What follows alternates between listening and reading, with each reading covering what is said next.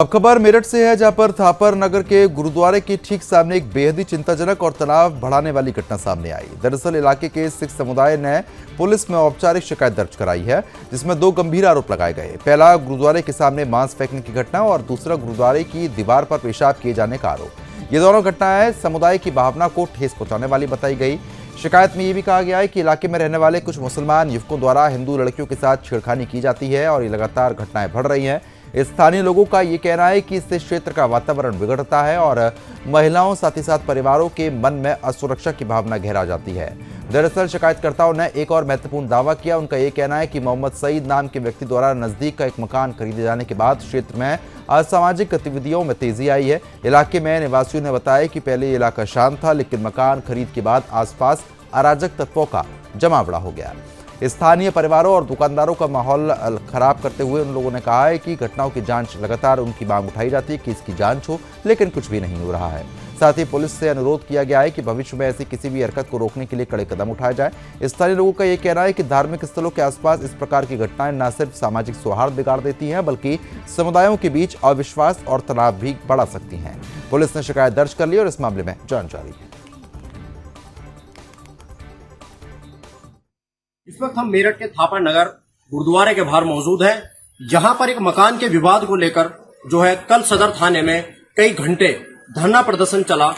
पूरा मामला है क्या, सिख समाज के लोग बाग हमारे साथ यहाँ मौजूद हैं। उनका जो कहना है वो कह रहे हैं कि यहाँ पर जो आने जाने वाली जो गुरुद्वारे के अंदर महिलाएं हैं उनके साथ अश्लीलता की जाती है, बदतमीजी की जाती है, यहाँ पर शराब पी जाती है।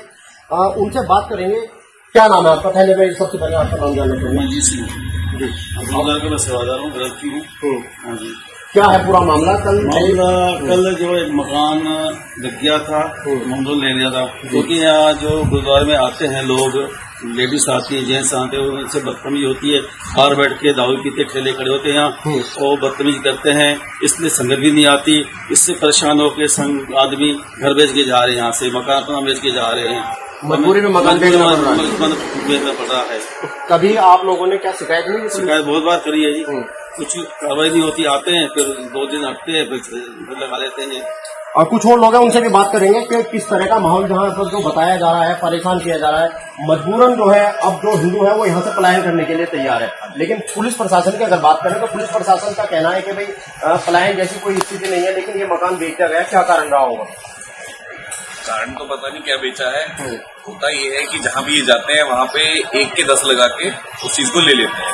हमारे यहाँ पे पटेल नगर है पास में, उसे भी इन्होंने ऐसे ही करा था। एक घर इन्होंने महंगे में लिया, उसके बाद सबको घर बेचने पड़ गए थे, और वही स्थिति यहाँ बन रही है। अब आप किसी को 1 रुपए के 10 रुपए दोगे तो आपको देगा ही देगा, लालच में आके। उसने तो बेच दिया, लेकिन सारी की सारी दिक्कतें हमें होंगी। अब अगर इसी तरह से ये मकान वापस नहीं लिया गया तो हम सारे के सारे यहाँ से छोड़ के जाएंगे, सब बेचेंगे। पुलिस प्रशासन क्या कह रहा है? कल जो हमारी बात हुई है तो दूसरा पक्ष आया नहीं था, उसे बचने आने से मना कर दिया। तो अब पुलिस प्रशासन ने 3 दिन का टाइम लिया है। वो कह जी 3 दिन बाद हम आपको बताएंगे क्या करेंगे। अभी कोई कार्रवाई हुई नहीं है बिल्कुल। हाँ, तो बिल्कुल देखिए, कुछ और लोग हैं, उनसे भी बात करेंगे कि यहाँ से जो अब हिंदू है, अगर इस समस्या का समाधान इनकी नहीं होता है तो यहाँ से सब सिख समाज के जो लोग बाग यहाँ रह रहे हैं। कितने साल से रह रहे हैं आप लोग यहाँ पे? 30 साल हो गए। 30 साल से। लेकिन आज स्थिति आ रही है आपको मकान छोड़ना पड़ रही है, बदतमीजी इतनी हो रही है इनकी। और आपके सामने अभी दारू पी रही है, हमने मंगाया भी जो भी है, देखा हमने अभी वीडियो भी बनाई, हमने चले जाते हैं, फिर आ जाते हैं। तो आप कितने समझ रहे हैं? मैं तो बचपन से यहीं पैदा हुआ हूँ, मैं 68 साल उम्र है मेरी, और मैं बचपन से यहीं रह रहा हूँ।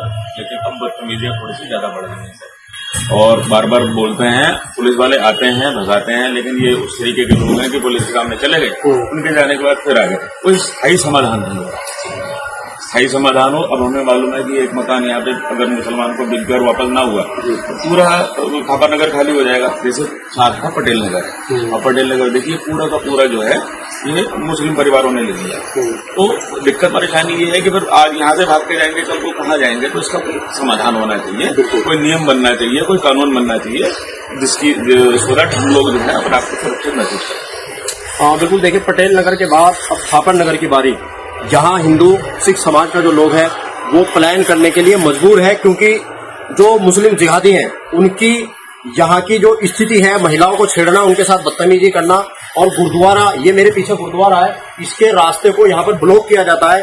कि ताकि लोग बाग यहाँ पर ना पहुंच पाए। जो यहाँ लोग हैं उनका भी स्पष्ट कहना यह है कि जो महिलाएं हैं वो दूसरे रास्ते से आती हैं, जबकि मेन रास्ता ये है इस गेट के। आप अगर मैं उधर की तरफ बात करूं तो मुस्लिम आबादी उधर पीछे की तरफ है पूरी। पटेल नगर खाली हुआ था, लोगों का बताना है। अब उसके बाद थापर नगर खाली होने की कगार पर है। अगर इस मकान का समाधान नहीं होता है तो ये थापर नगर खाली होगा। ये अपने आप में एक बड़ा सवाल है कि उत्तर प्रदेश के अंदर मुख्यमंत्री योगी आदित्यनाथ के होने के बावजूद सरकार इस तरह के पलायन को रोकने के लिए जो है कठोर कदम उठाती है, लेकिन उसके बावजूद आज इस मेरठ के थापर नगर की स्थिति ये बन चुकी है। मनीष शर्मा, सुदर्शन।